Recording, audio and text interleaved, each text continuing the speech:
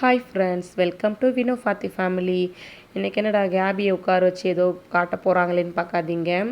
கேபிக்கு கையில் அடிபட்டிருக்கு. வெளியே எதுவுமே தெரியல, எல்லாமே உள்காயங்க. எப்படி என்ன எது நடந்துச்சுன்றதை நான் உங்ககிட்ட சொல்கிறேன். என்ன இதெல்லாம் கூடவா ஷேர் பண்ணுவீங்க அப்படின்ற மாதிரி நினைக்காதீங்க. இது எப்போவுமே இவனும் பார்க்கும்போது அப்பப்போ மறக்க மாட்டான் இல்லையா. சரி, நமக்கு இந்த மாதிரி நடந்திருக்கா இந்த வயசில் அப்படின்னு அவன் நினைப்பான் இல்லையா. அதுக்காக தான், ஒரு மெமரிஸ்க்காக. என்ன அப்படின்னா, லாஸ்ட்டு சண்டே என்னாச்சு அப்படின்னா, என் டேட் ஆக்சுவலாக 22 அன்றைக்கி என்ன ஆச்சு, மதியானம் சைக்கிள் ஓட்டிகிட்டு இருந்தா பைபிளில். ஓட்டிகிட்டு இருக்கும்போது டேர்ன் பண்ணுறேன் அப்படிங்கிற ஒரு இதில் கீழே விழுந்து வாரிட்டான்.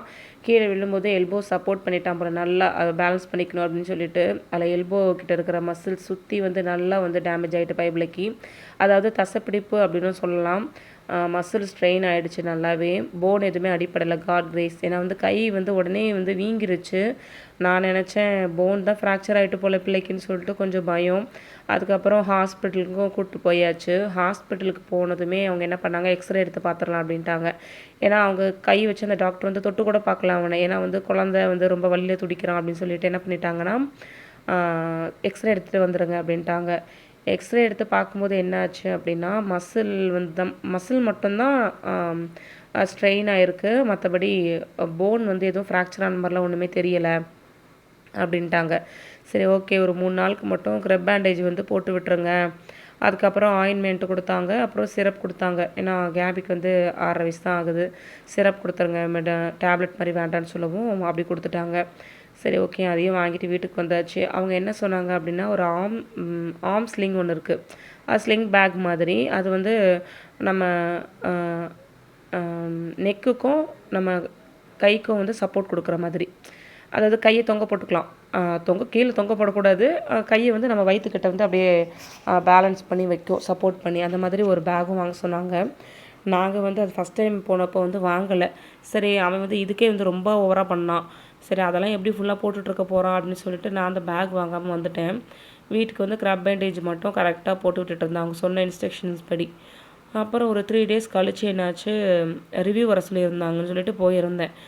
அங்கே உள்ளே போனதுமே நீங்கள் என்ன நினச்சிட்டு இருக்கீங்க அப்படின்னு சொல்லிட்டு டாக்டர் ஒரே சத்தம் போட்டாங்க. ஏன் அப்படின்னா, அந்த ஸ்லிங் பேக் எதுக்கு நீங்கள் வாங்கலை? அவன் எப்படி கையை கண்டிப்பாக நல்லா ஆட்டிகிட்டு இருந்திருப்பான். கைக்கு ரெஸ்ட்டு கொடுக்கணும் இல்லையா. மசில் நல்லா ஸ்ட்ரெயின் ஆகிருக்கு. நீங்கள் என்ன நினச்சிட்டு இருக்கீங்க? உங்களுக்கு இது லேஸாக போயிடுச்சா? சரி, ஓகே, அப்போ நான் என்ன பண்ணிடுறேன், மாவு கட்டு போட்டு விட்டுறேன் அப்படின்ட்டாங்க.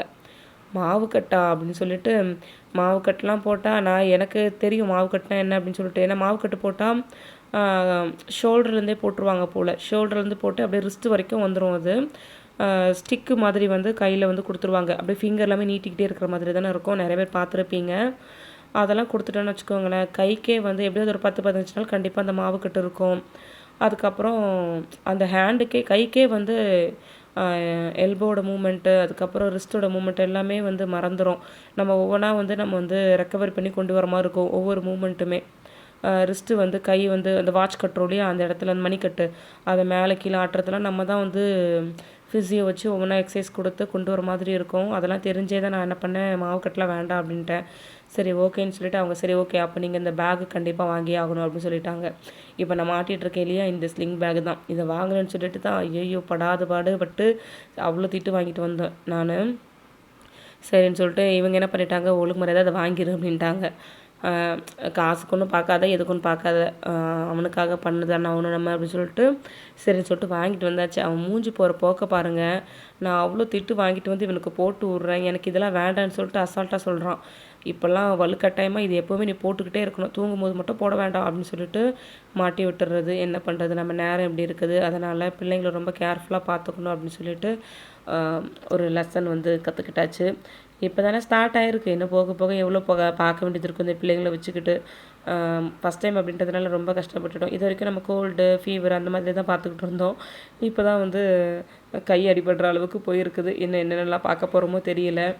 யாரெல்லாம் இதெல்லாம் அனுபவிச்சிருக்கீங்க அப்படின்னு தான் மறக்காமல் சொல்லுங்கள். காட் கிரேஸ் என்னன்னா, கை எலும்பு எதுவும் முறிவாகலை, வெறும் மசில் ஸ்ட்ரெயின் மட்டும்தான், அதோட போச்சு. அதுக்கே அவன் இந்த மாதிரி பண்ணுறான். நான் சொன்னேன், நீனே தானடா விழுந்து வாரிக்கிட்ட, அப்புறம் ஏன்டா இதெல்லாம் நீ அனுபவிச்சு தானே ஆகணும் அப்படின்னு சொல்லிட்டு அவன் ஒரே சிடுசிடுன்னு தான் இருக்கான். என்ன பண்ணுறது. சரி, ஓகே, ப்ரேயர் பண்ணிக்கலாம், அவ்வளோதான். போட்டு விட்டதும் உடனே போயிட்டான். போம்மா நான் போகிறேன் அப்படின்னு சொல்லிட்டு. ஏன்னா அவனுக்கு இது போடுறதுக்கு சுத்தமாக விருப்பமே இல்லை. அதனால தான்.